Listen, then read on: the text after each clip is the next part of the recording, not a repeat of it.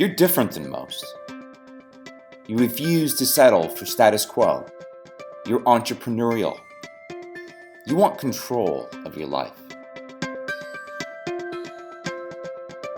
You're driven.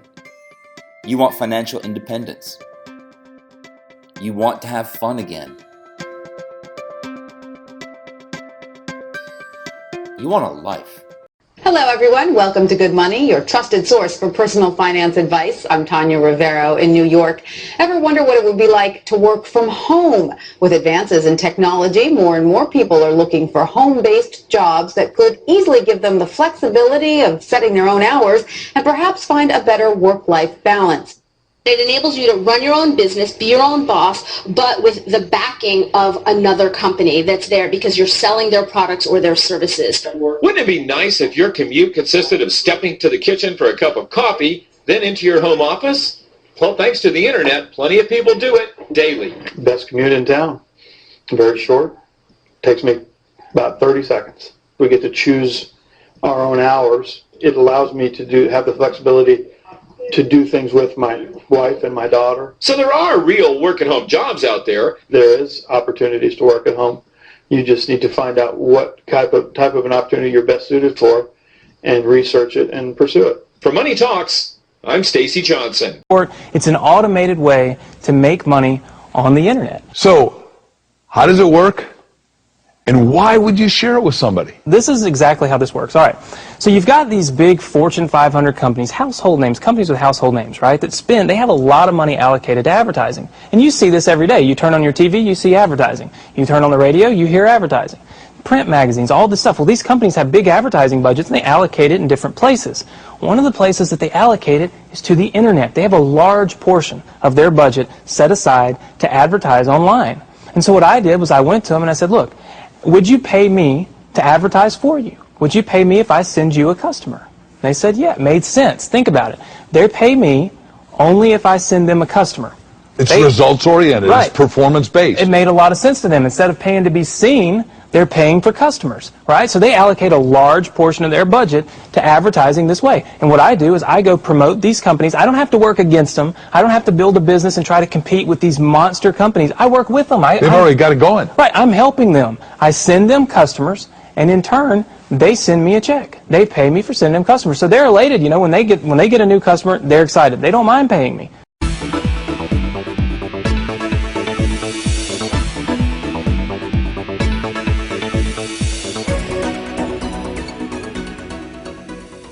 Hi, my name's PJ, and welcome to our short presentation. Have you ever wondered how the rich keep getting richer while broke people stay broke and the middle class seems to be shrinking?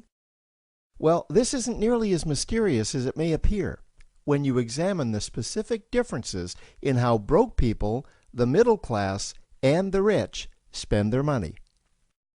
Now, this is such a simple concept, yet so profound, it nearly knocked me out of my chair when I finally understood it. I'm going to show you exactly how the rich spend their money, and you can evaluate for yourself why they keep getting richer and the broke keep getting broker, and why the middle class remains so stressed out.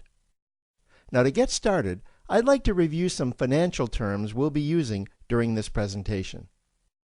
The terms that you need to be familiar with are cash flow, which means money you bring in, expenses, which means money you spend, assets. Now, this is the most confusing one. You're probably familiar with the traditional definition of an asset, which is something you own or have equity in. However, back in the 1990s, Robert Kiyosaki introduced us to a new definition of an asset in his groundbreaking Rich Dad, Poor Dad series of books. Robert taught us that an asset is something that pays you, and that's the definition we'll be using here. Liabilities is the last term, and it's defined as things that cost you money. As an example, a house is typically viewed as an asset, but can it actually be a liability? Yes. With our revised definition, anything that costs you money is a liability, not an asset. If you have a mortgage, your house is an asset to your banker because it pays him or her every month. But could a house also be considered an asset to you? Yes, in the right circumstances it could, when it pays you money. Let's say you buy a house and you rent it out, and it paid you a positive cash flow every month after all expenses. That would then be considered an asset. Now, one more time with the terms, just to be very clear before we continue. Cash flow is money you make. Expenses, that's money you spend. An asset pays you, and a liability costs you. Now let's take a look at how broke people spend their money. Now, when I say broke people, I'm not referring to the destitute. I'm speaking about that large portion of our society that lives from paycheck to paycheck and who never seem to have any money. In fact, most times there's more month left at the end of their money, and I'm sure many of you can relate to that group. On payday, broke people buy what I'm going to call stuff. Well, what's stuff? Well, that's inexpensive things that people buy that they don't really need to survive. You go into someone's house and you can't find any counter or tabletop space in the whole house because of all the stuff on it. Their house and their cars are full and cluttered with stuff. Well, where do they get all this stuff?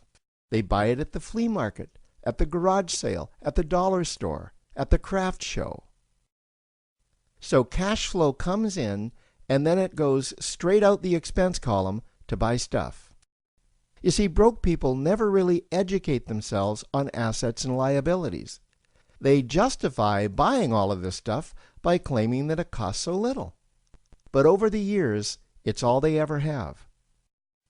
The problem is their cash flow never produced or created more cash flow. Now, please understand, I'm not undermining or taking any shots at this or any group. I just see a lot of financial difficulty out there, and it really doesn't need to be that way.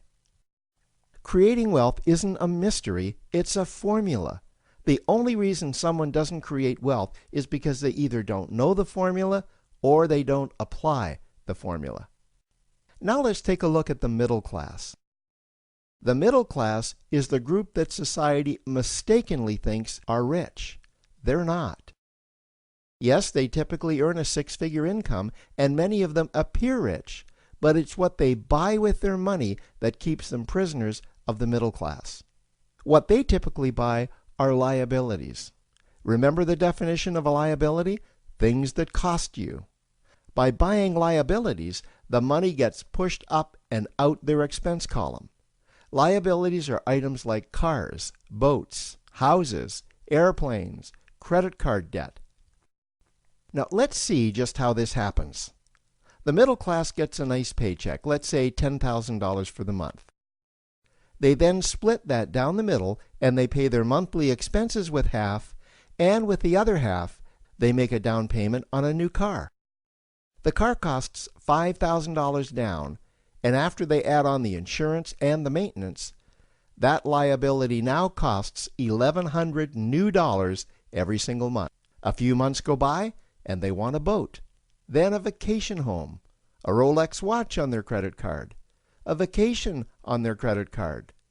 And before you know it, their liabilities have raised their expense levels to near or above their income levels.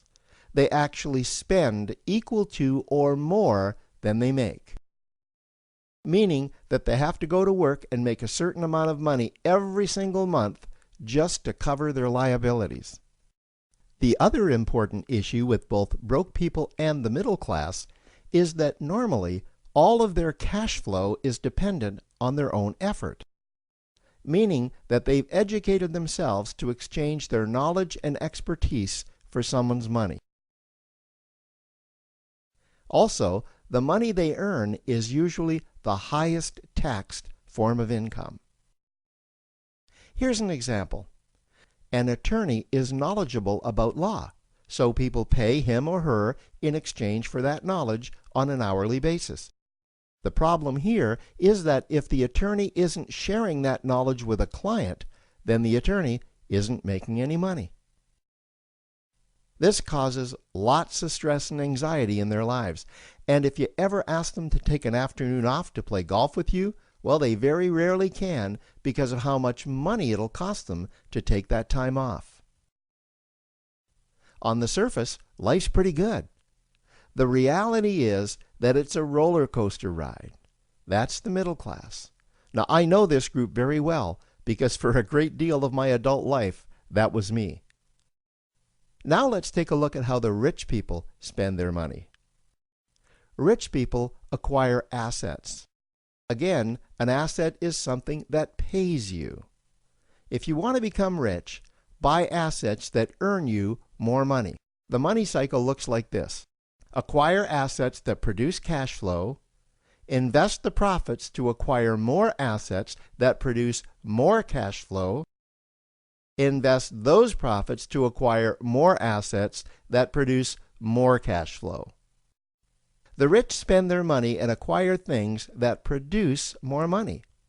Here are a few examples of assets that produce more money. Investments are the obvious ones: stocks, bonds, real estate. Education is another asset. If you learn how to do something that produces more money for you and you actually do it, that's buying an asset. There's a great quote that goes, "If you think education is expensive, you should see how expensive stupidity is." Another example of assets you can acquire that pay you are cash-generating opportunities, especially those opportunities that can create a passive cash flow. Passive meaning that once you build it up, the money continues to flow whether you're still building it or not. Here's a small example.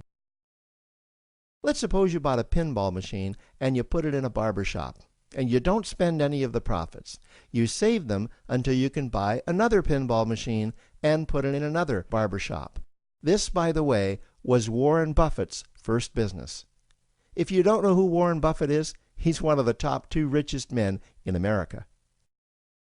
The rich are extremely eager to find those passive cash-generating opportunities because those opportunities continue to pay them month after month, year after year, long after they've stopped working the opportunity.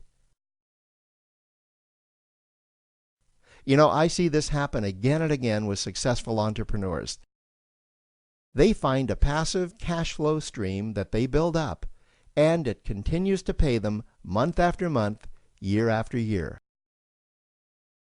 They then take those profits and multiply them in another passive cash-generating opportunity, and then again in another. In conclusion, here's what I've learned over the years. You can't find these passive cash-generating opportunities unless you're open to hearing about them. Then, once you find them, you must be willing to see what fits you and then act. Now, the reason I say this is that I once answered a hokey little ad that I ended up generating 7 figures from, simply because I answered that ad and then took action. These opportunities are out there, you just need to find them. You also must be opportunistic enough that when the right situation does present itself, you don't miss it. So remember, broke people buy stuff, the middle class buy liabilities, and the rich acquire assets, preferably cash-generating opportunities that can create passive cash flow.